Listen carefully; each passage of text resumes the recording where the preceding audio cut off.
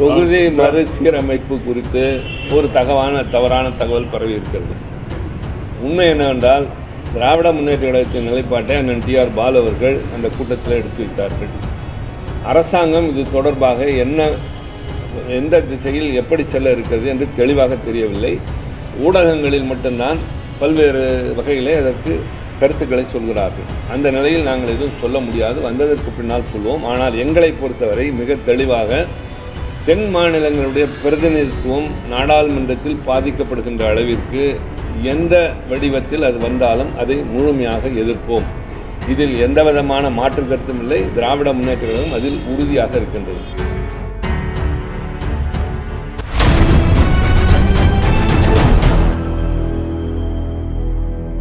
அறக்கழகம் பார்வையாளர்களுக்கு வணக்கம். இன்று நாம் சந்திக்கிற மிக முக்கியமான அரசியல் விமர்சகர், மூத்த ஊடகவியலாளர் திரு கும்பரேசன் அவர்கள்.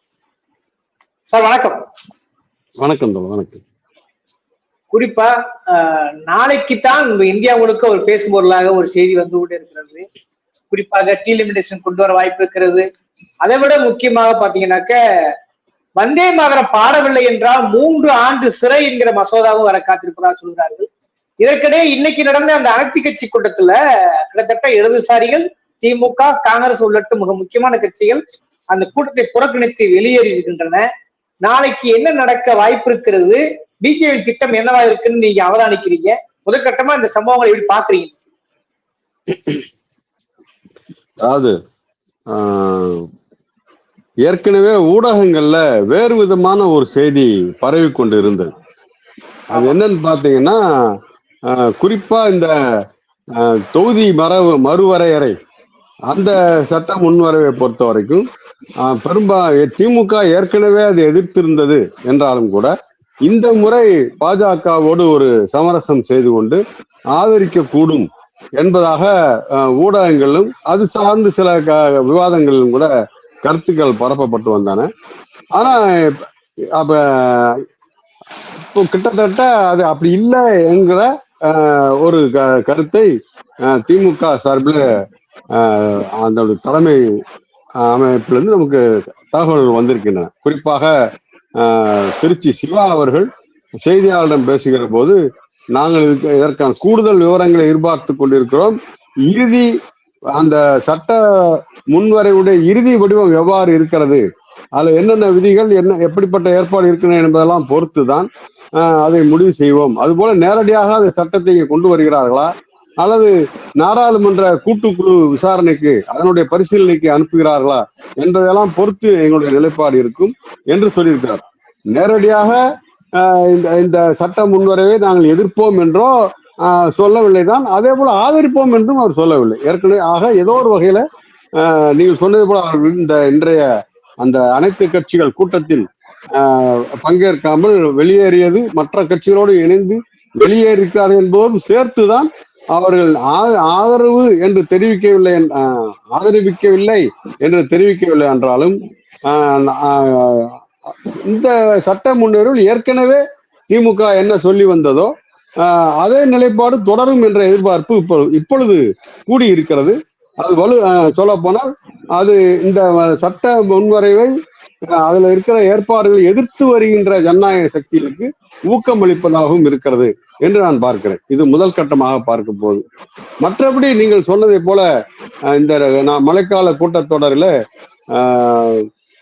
எப்படிப்பட்ட சட்ட முன்வரைவு வரப்போகின்றன, எப்படிப்பட்ட விவாதங்கள் வரப்போகின்றன என்பது ஒரு பக்கம் கவலையோடும் பார்க்க வேண்டியிருக்கிறது. இன்னொரு பக்கம் எதிர்கட்சிகள் இது எவ்வாறு வலுவாக தங்களுடைய குறையை பதிவு செய்ய போகின்றன என்பதையும் சேர்த்து பார்க்க வேண்டியிருக்கிறது. குறிப்பாக இப்ப அவர்களுக்கு முழுமையான ஒரு தங்களுடைய சொந்த பலத்திலேயே இந்த சட்ட முன்வரைகளை எல்லாம் நிறைவேற்றிவிட முடியும் என்கிற நிலைமை உடனடியாக இல்லை என்றாலும் கூட அவர்கள் அண்மையில செய்திருக்கிற சில ஏற்பாடுகள் அப்படியே கொத்து கொத்தாக மற்ற குறிப்பாக திரிணாமுல் கட்சியிலிருந்து நாடாளுமன்ற உறுப்பினர்களை இழுத்து கொண்டது, இது போன்ற ஏற்பாடுகள் இவற்றையெல்லாம் வைத்து பார்க்கிற போது, அதுபோல அதிமுக இன்னும் அந்த கூட்டணியில் இருக்கா இல்லையாங்கிற மிகப்பெரிய ஒரு புதிர் விளையாட்டை விளையாடலாம் என்பது போன்ற நிலைமையெல்லாம் இருக்கிறது என்றாலும் கூட அவர்கள் ஒருவேளை ஏற்கனவே இந்த இதுல ஒன்றிய அரசு உரிய விளக்கத்தை அளித்து விட்டது, அமைச்சர்கள் அமித்ஷா உட்பட அமைச்சர்கள் சரியான விளக்கம் அளித்து விட்டார்கள், எனவே மாநிலங்கள் அஞ்ச தேவையில்லை, தமிழகத்திற்கு பாதிப்பு வராது என்ற ஒரு செய்தியை, ஒரு கருத்தை அதிமுக பொதுச் செயலாளர் எடப்பாடியார் கூறியிருந்தார். எனவே அவர்களுடைய ஆதரவு ஒருவேளை இதற்கு கிடைக்கக்கூடும் என்கின்ற அந்த நிலைமையெல்லாம் இருக்கிறது. ஆகவே இது உண்மையிலேயே இந்த இந்த சட்ட முறைவு வருவதால் வெறுமன மாநிலங்களுடைய, குறிப்பாக தென் மாநிலங்களுடைய இடம் உரிமைகள் பாதிக்கப்படும் என்பதை தாண்டி வேறு பல விரிவான கவலைகளுக்கெல்லாம் இடம் இருக்கிறது. எனவே அது குறித்து கூட நம்ம தொடர்ந்து பேச வேண்டிய நிலைமையும் கூட இருக்கிறது. எனவே நீங்கள் சொன்னதை போல இந்த மழைக்கால கூட்டத்தொடர் முந்தைய இந்த கூட்டத்தை விட கூடுதல் முக்கியத்துவத்தை பெற்றிருக்கிறது, கூர்ந்த கவனத்தை பெறுகிறது, கோருகிறது என்று நான் கருதுகிறேன். இதுல முக்கியமா கவனிக்க இன்னொரு விஷயம்னா, இதை அதாவது அந்த வரையறை பார்த்துட்டு தான் முடிவு சொல்லணும் திமுக சொன்னா கூட, இல்ல இடதுசாரிகள் காங்கிரஸ் நிலைப்பாடு என்னவா இருக்கிறது, இது குறித்து இங்க ஆளுங்கட்சியா இருக்கக்கூடிய விஜய் அவர்களும் இதுவரைக்கும் வாய் திறக்கவில்லை. இடதுசாரிகளுடைய அந்த தொடர் கருத்து அப்படி இருக்கிறதா, அதாவது மாற்றம் வர வாய்ப்பு இருக்கா? இரண்டு கம்யூனிஸ்ட் கட்சிகளையும் பொறுத்தவரையில் ஏற்கனவே திட்டவட்டமாக அறிவித்திருக்கிறார்கள். குறிப்பாக தென் மாநிலங்களுடைய வாய்ப்புகளை தட்டி பறிக்கிற எந்த ஏற்பாட்டையும் நாங்கள் ஏற்க முடியாது என்று ஏற்கனவே இந்திய கம்யூனிஸ்ட் மார்க்சிஸ்ட் அவர்களும் அறிவித்திருக்கிறார்கள், இந்திய கம்யூனிஸ்ட் கட்சி அவர்களும் அறிவித்திருக்கிறார்கள். எனவே இடதுசாரி கட்சியினுடைய நிலைப்பாட்டில் எந்த மாற்றம் இல்லை, உறுதியாக இருக்கிறார்கள். காங்கிரஸ் கட்சியும் கூட தற்போதைய அவருடைய நிலை என்பது இந்த சட்ட முன்வரைவுக்கு எதிர்ப்பு என்பதுதான். நான் சொன்னதை போல இதுல அதிமுக என்ன நிலைப்பாடு எடுக்க போறது என்பதெல்லாம் இனிமேதான் தெரியும். இதர திரிணாமுல் உள்ளிட்ட மற்ற கட்சிகள் எல்லாம் கூட தன்னுடைய நிலைப்பாட்டை தெளிவாக அறிவித்திருக்கிறார்கள். ஆனால் நீங்கள் சொன்னதை போல விஜய் கட்சி தாவேகா தன்னுடைய நிலைப்பாட்டை என்ன அறிவிக்கல. ஒருவேளை நமக்கு தான் இப்போதைக்கு நாடாளுமன்ற உறுப்பினர்கள் இல்ல, அதனால இப்ப எதுக்கு அவசரப்பட்டுக்கிட்டுன்னு அவங்க நினைக்கிறாங்களா? அப்படி என்னங்க? ஆனா கருத்து சொல்லணும்ல, டீலிமிட்டேஷன் எதுக்குறீங்களா ஆதரிக்கலாம்ன்ற கருத்து சொல்லணும்ல. அதுதான் சொல்றேன், நாடாளுமன்றத்துல உறுப்பினர்கள் இருக்கிறார்களா இல்லையா என்பதெல்லாம் பிரச்சனை. அப்படி பார்த்தா சட்டமன்றத்துல உறுப்பினர்கள் இல்லை என்பதற்காக ஒரு கட்சி மாநில பிரச்சனையில கருத்து சொல்லாமல் இருக்குமா? இருக்க முடியுமா? இவர்களே இருந்தார்களா கடந்த காலத்துல எல்லாம்? ஆகவே அது ஒரு பிரச்சனை இல்லை. நிச்சயமாக அவர்கள் தங்களுடைய நிலைப்பாட்டை எந்த பக்கம் இருக்கிறோம் என்று, இது ஏதோ ஒரு கூட்டணி ஏற்பாடாகவோ அல்லது உடனடியாக ஒன்றிய அரசுக்கு எதிரான அணியில் தங்கள் அடையாளம் பெற்று விடுவோம் என்பதாகவெல்லாம் பார்க்க தேவையில்லை. இது ஒரு நாடு தழுவிய பிரச்சனை, தமிழகம் உள்ளிட்ட மாநிலங்களுடைய எதிர்காலம் சம்பந்தப்பட்ட பிரச்சனை. ஏனென்றால் இன்னொரு பக்கத்துல நாடாளுமன்ற ஜனநாயகமே எப்படி இருக்கும் என்ற பெரிய கேள்வியும் கூட எழுகிறது. குறிப்பா சொல்ல வேண்டும் என்றால், அந்த சட்டம் நிறைவேறுவதாக வைத்துக்கொள்வோம் ஒரு வாதத்திற்காக, நாடாளுமன்ற உறுப்பினர்கள் எண்ணிக்கை பெருகும். எல்லா மாநிலங்களுக்கும் குறிப்பிட்ட சதவீதத்தில் தான் உயர்வு என்கிற போது எல்லாருக்கும் ஒரே விதமான இப்போது இருக்கிற பிரதிநிதித்துவ சதவீதம் என்பது அப்படியே தானே இருக்கும். அதை ஏன் கவலைக்குரியதாக பார்க்க வேண்டும் என்று சில பேர் மிக மிக எந்த விதமான புரிதலும் இல்லாமல் ரொம்ப மேலோட்டமான மிக மிக மேலோட்டமான கண்ணோட்டத்துல அந்த கேள்வி எல்லாம் வைக்கிறார்கள். யோசிச்சு பாருங்க, இப்ப 540 பேர் இருக்கிற ஒரு சபையில எந்த அளவிற்கு நாடு தழுவிய பிரச்சனைகள் பேசப்படுகின்றன, அது மக்கள் கவனத்தை பெறுகின்றன, சில மாற்றங்களை கொண்டு வர முடிகிறது என்பதெல்லாம் பார்க்கணும். 800 பேருக்கு மேல ஒரு சபை இருந்தால் அது ஒரு நாடாளுமன்றம். நாடு பெரிய நாடு தான், அதெல்லாம் நம்ம ஒன்றும் சாதாரணமா நினைக்கல. ஆனாலும் கூட இந்த அரசமைப்பு சாசனத்தை உருவாக்கியவர்களும் சரி, அதன் அடிப்படையில் இந்த நாடாளுமன்றத்தை அமைத்த போதும் சரி, ஏன்னா இந்த எண்ணிக்கைக்குள் உறுப்பினர்கள் இருப்பது என்பதுதான் ஆரோக்கியமான விவாதங்களை நடத்துவதற்கும் நல்ல முடிவுகளை எடுப்பதற்கும் உதவியாக இருக்கும் என்று கொண்டு வரப்பட்டது. அதற்கு இறைவராக பல்வேறு நிலைமைகள் இருக்கின்றன. உதாரணமாக தனிப்பட்ட முறையில் என்ன கேட்டீங்கன்னா, இந்த கட்சி தாவல் தடை சட்டம் என்றெல்லாம் இருக்கிறத, அது பல உறுப்பினர்களுடைய சொந்தமாக முடிவெடுக்கிற அந்த தன்மையை குறைத்து விடுகிறது. கட்சி என்ன சொல்கிறதோ அதை செய்ய வேண்டும். அது கட்சியின் பிரதிநிதியாகத்தான் அவர்கள் சபையில இருக்கிறார்கள் என்பதால் கட்சியின் நிலைப்பாட்டிலே தான் அவர்கள் இருக்க வேண்டும். குறைந்தது வாத பிரதிவாதம் வருகிற போதாவது தன்னுடைய கண்ணோட்டத்திலிருந்து ஒரு கருத்தை முன்வைப்பதற்கான உரிமை அவருக்கு இருக்கிறது அல்லவா? அந்த உரிமையும் கூட தட்டி பறிக்கப்படுவதாக மாறிவிடும் இப்ப இருக்கிற ஏற்பாட்டிலேயே. 800 பேருக்கு மேல போனா அவர் கிட்டத்தட்ட ஒரு மினி ஹால் கூட்டம் போல, ஒரு பொதுக்கூட்டம் போல, ஒரு விரிந்த கருத்தரங்கம் போலதான் நடக்குமே தவிர அது யாரு எப்படி விவாதிப்பார்கள், எப்படி அதை ஒருங்கிணைப்பார்கள்? ஆனா ஒரு கூட்டத்தொடர் முடிவதற்கு எவ்வளவு நாளாகும்? ஒரு குறிப்பிட்ட சட்ட முன்வரவின் மீது அது குறிப்பிட்ட பிரச்சனை முன்னுக்கு வந்திருக்கிற போது அதன் மீது உறுப்பினர்கள் உரிய விதத்திலே பேசி முடிப்பதற்கு எவ்வளவு நேரமாகும், எவ்வளவு நாளாகும்? ஆக ஏதோ ஒரு வகையில் அது என்னவாகும் என்றால், ஒரு அவசர கதியில ஒன்றிய அரசு ஆட்சியாளர், அது இப்ப இவர்கள் இருக்கிறார்கள், நாளை யார் ஆட்சிக்கு வந்தாலும் சரி, ஒரு அவசர கதியில் முழுமையான விவாதம் என்பது நடத்தப்படாமல் சட்ட முன்வரைவுகளை எல்லாம் சட்டங்களாக மாற்றுவதற்குத்தான் உதவி செய்யுமே தவிர, நான் ஏற்கனவே பார்த்த இதுவரைக்கும் இப்போது இருக்கிற ஏற்பாட்டில எந்த அளவுக்கு ஒரு பாதுகாப்பான சட்ட நிறைவேற்றம் என்பது அதற்கான வாய்ப்புகள் இருந்து வந்திருக்கிறதோ அந்த வாய்ப்புகள் வடிகட்டப்பட்டுவிடும். அந்த கவலையோடும் சேர்த்து பார்க்க வேண்டும். வெறும் மாநில உரிமைகள் அதுவும் மிக முக்கியமான பிரச்சனை, அத்தோடு இதுவும் அதற்கு சமமான பிரச்சனையாக இதையும் சேர்த்து பார்க்க வேண்டியிருக்கிறது. இந்த நிலைமையில இப்போது மாநில ஆளுங்கட்சியாகவே ஆகி இருக்கின்ற தாவேகா எதிர்காலத்தில் நாடாளுமன்றத்திலும் பிரதிநிதித்துவம் பெறக்கூடும் என்கின்ற வாய்ப்புகள் அந்த கட்சிக்கு இருக்கிற நிலையில இப்படிப்பட்ட பிரச்சனைகளில் தன்னுடைய நிலைப்பாடு என்ன என்பதை அவர்கள் சொல்ல வேண்டும். இதுவரைக்கும் அவர்கள் பொதுவாக ஒன்றிய அரசுடன் ஒரு மோதல் போக்கை கடைபிடிப்பதில் ஒரு அணுகுமுறை வைத்திருக்கிறார்களே, அது இந்த பிரச்சனையில இது ஒரு பிரச்சனையே அல்ல, குறிப்பிட்ட ஒரு பிரச்சனை அல்ல. ஒட்டுமொத்தமாக இந்த நாடாளுமன்ற கூட்டத்தொடரில் இவையெல்லாம் வர இருக்கின்றன. அது மாநிலங்களை பாதிக்க இருக்கிறது, ஜனநாயக ஏற்பாடுகளில் அது தாக்கத்தை ஏற்படுத்த இருக்கிறது என்கிற போது ஒரு அரசியல் இயக்கமாக தாவேகா தன்னுடைய நிலைப்பாட்டை தெளிவாக சொல்வது என்பது அவர்களுக்கு கூடுதல் அரசியல் மரியாதையை பெற்றுத்தரும். அதை அவர் விரும்புகிறார்களா இல்லையா என்றுதான் கேட்க வேண்டியிருக்கிறது. இதுல இன்னொரு விஷயம் எப்படின்னாக்க, அதாவது அந்த சட்ட வரையறையை பார்த்துதான் முடிவு செய்வோம் என்ற இன்னொரு உள்ளடக்கம் இருப்பதாக நான் புரிந்து கொள்கிறேன்.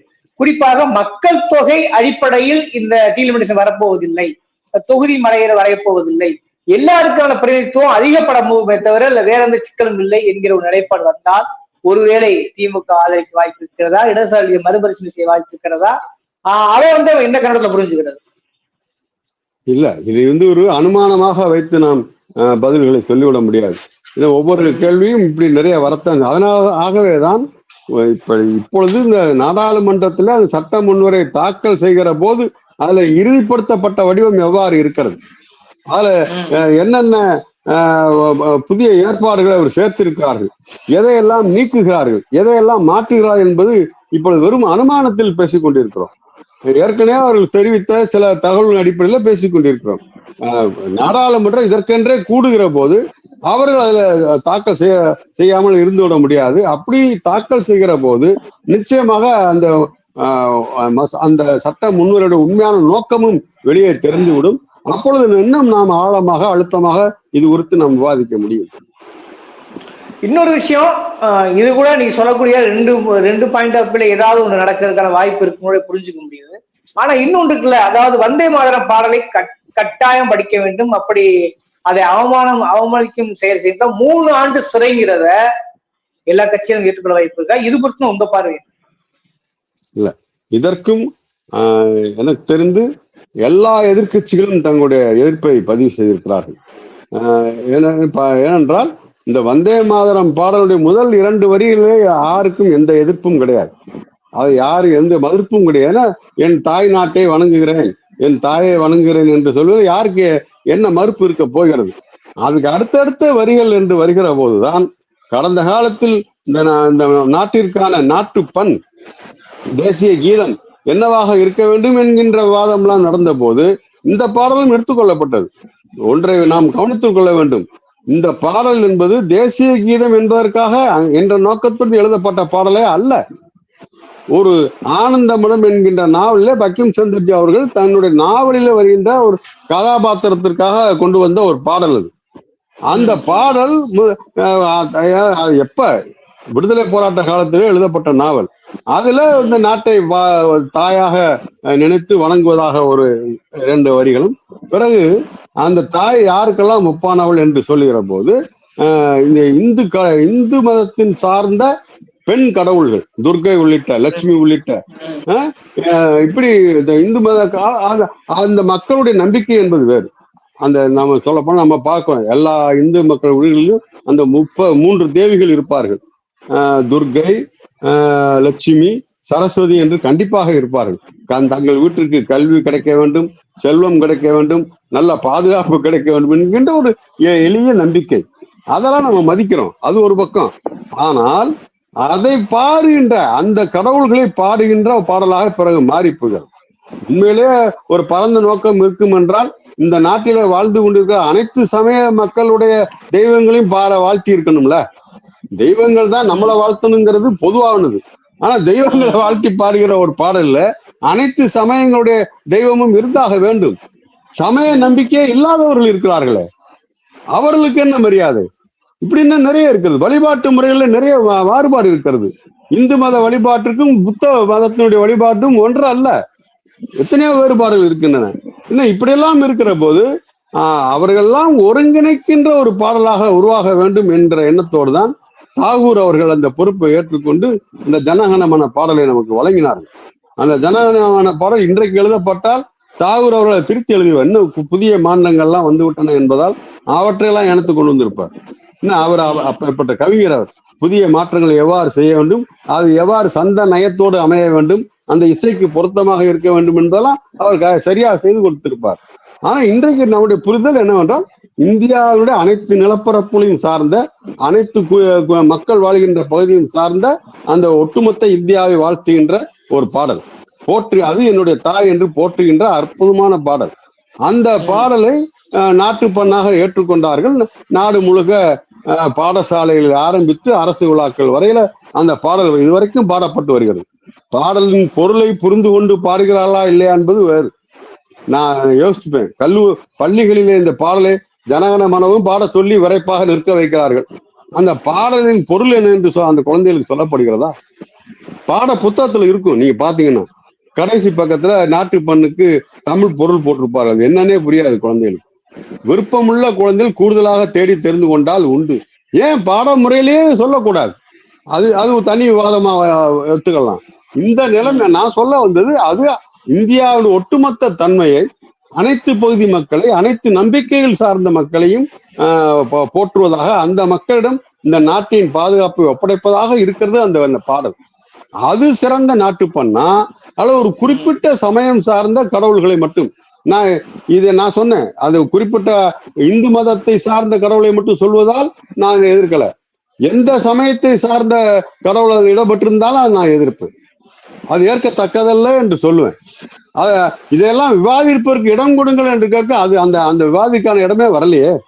திடீரென்று தேர்தல் பரப்புரை ஒட்டி இந்த பாடலை கிளப்பி விட்ட ஒரு பிரச்சனையாக கிளப்பி விட்டார்கள் மேற்கு வங்கத்தில. பிறகு படிப்படியாக நாடு முழுக்க ஒரு வாதமாக மாற்றினார்கள். இப்பொழுது சட்ட முன்வரை வரைக்கும் வருகிறார். ஏற்கனவே ஒன்றிய அரசினுடைய ஆணைகளாக, சுற்றறிக்கைகளாக அனைத்து மாநிலங்களுக்கும் சென்றிருக்கிறது. இப்பொழுது நம்ம பார்க்கிறோம், தமிழ்நாட்டிலே கூட ஒன்றிய அரசு சார்ந்த விழா நிகழ்வாக இருந்தால் அங்கே வந்தே மாதரம் பாடப்படுவதை கூட பார்க்கிறோம். முதலில் பாடப்படுவதையும் பார்க்கிறோம். பிறகு நாட்டுப்பண் 2வதாக வருகிறது அல்லது 3வதாக வருகிறது. அந்தந்த மாநிலத்திற்கான பாடல் 2வதாகவோ 3வது வருகிறது ஏற்பாடெல்லாம் இருக்கிறது. ஆனால் அப்படி இல்லாமல் அந்தந்த மாநில அரசுகளே தங்களுடைய நிகழ்ச்சியில் நடத்துகிற போது அந்தந்த மாநிலத்திற்கான பாடல் என்பது இப்போ தமிழ்நாட்டை பொறுத்த வரைக்கும் தமிழ் தாய் பாட்டு முதலில் பாடப்படுகிறது என்பதையும் பார்க்கிறோம். இதெல்லாம் மாறி போயிடுமே.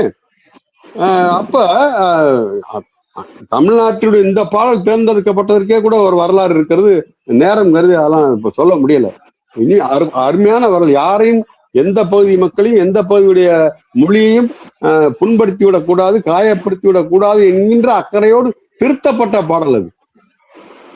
ஆக தமிழ்நாட்டில் அப்படி ஒரு திருத்தம் செய்யப்பட்ட பாடலை தமிழ் தாய் வாழ்த்தாக பாடிக்கொண்டிருக்கிறோம். அகில இந்திய அளவில் திருத்தம் செய்துவிட்டு முதல் 2 வரிகளை பாடட்டுமே, யார் வேண்டான்னு சொல்றா? ஆனால் அப்படியெல்லாம் இல்ல, முழுமையாக பாட வேண்டும் என்று சொல்கிற போது இவருடைய மறைமுகமாக இது ஒரு குறிப்பிட்ட மதம் சார்ந்த நாடுதான் என்கின்ற செய்தியை அனைவர் மனதிலும் பதிய வைக்கின்ற அந்த நோக்கம் இருக்கிறது. அது அந்த ஒரு மதச்சார்பற்ற நாடாக மக்களுக்கு மதம் இருக்கலாம், அவர நம்பிக்கையை பின்பற்றலாம், அதற்கு எந்த தடையும் கிடையாது. சொல்ல போனா அவரவர் தங்களுடைய நம்பிக்கையை பின்பற்றுவதற்கான உரிமையையும் பாதுகாப்பையும் உறுதியையும் ஆள்பவர்கள் யாராக இருந்தாலும் வழங்க வேண்டும். நான் ஏற்கனவே சொன்னது போல சமய நம்பிக்கை இல்லாதவர்களும் கூட அந்த நம்பிக்கையின்மையோடையே வாழ்வதற்கு அதற்கான உறுதியையும் இந்த அரசுதான் வழங்க வேண்டும். ஏனென்றால் இதெல்லாம் அரசமைப்பு சாசனத்தில் இருக்கிறது. இந்த நிலைமையில இப்படி புதிய நிலைமையாக இது மாறுகிற போது இந்த நாம் பாதுகாத்து வந்திருக்கின்ற இந்த மதச்சார்பின்மை, மதங்கள் கடந்த மக்களுடைய நல்லிணக்கம் என்பதற்கெல்லாம் மிகப்பெரிய ஊறு ஏற்படும். ஏதோ ஒரு வகையில் பிற சமயங்களை சார்ந்த மக்கள் அல்லது பிற கடவுள்களை வணங்குகிற மக்கள் தாங்கள் இரண்டாம் நிலைக்கு தள்ளப்படும். ஏன்னா நாட்டை பாடுகின்ற ஒரு பாடலிலேயே தங்களுக்கு இடம் இல்லை என்கிற போது வாழ்க்கையில என்ன நிலைமை என்ற கவலை அவருக்கு ஏற்படும்ல. அது நல்ல ஆரோக்கியமானதா? அப்ப இதை உலக நாடுகள் எப்படி பார்க்கும்? இதுவரைக்கும் இந்தியாவுக்கு உலக நாடுகள் இருந்த பெருமையில் முக்கியமான ஒரு பெருமை இது அனைத்து சமயங்களை சார்ந்த மக்களும் இங்கே ஒன்றுபட்டு சகோதரத்தோடு வாழ்கிறார்கள் என்பது அல்லவா?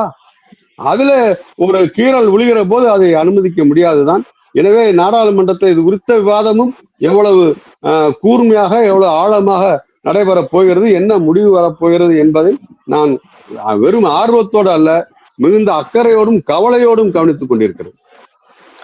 ஓகே, இந்த மாதிரியான ஒரு வரலாறு சிறமிக்க ஒரு மழைக்கால தொடரில் என்ன நடக்கும் என்று அறிந்திட முடியவில்லை. ஆனாலும் நாம் விமர்சனங்களையும் எதிர்பார்ப்பிலும் முன்வைத்திருக்கிறோம். அதை அப்படியே மக்கள் பார்வைக்கு விட்டு வருகிறேன்.